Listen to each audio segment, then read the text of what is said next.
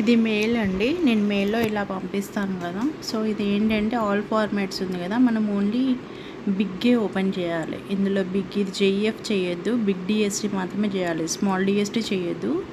Big డిఎస్టీని మాత్రమే మనం download చేయాలి. ఇలా డౌన్లోడ్ చేసి అది డౌన్లోడ్స్కి వెళ్ళిపోతుంది.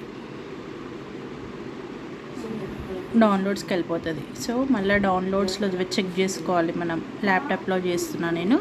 సో డౌన్లోడ్ చెక్ చేసుకున్న తర్వాత దీన్ని ఎక్స్ట్రాక్ట్ కొట్టాలి. ఎక్స్ట్రాక్ట్ కొడితే ఎక్స్ట్రాక్ట్ అయిపోతుంది.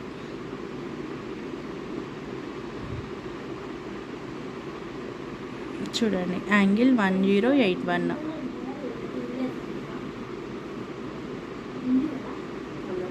అండ్ ఇక్కడ వచ్చేసింది. ఇదేమో జిబ్ ఫైల్ మనకు అసలే ఓపెన్ కాదు.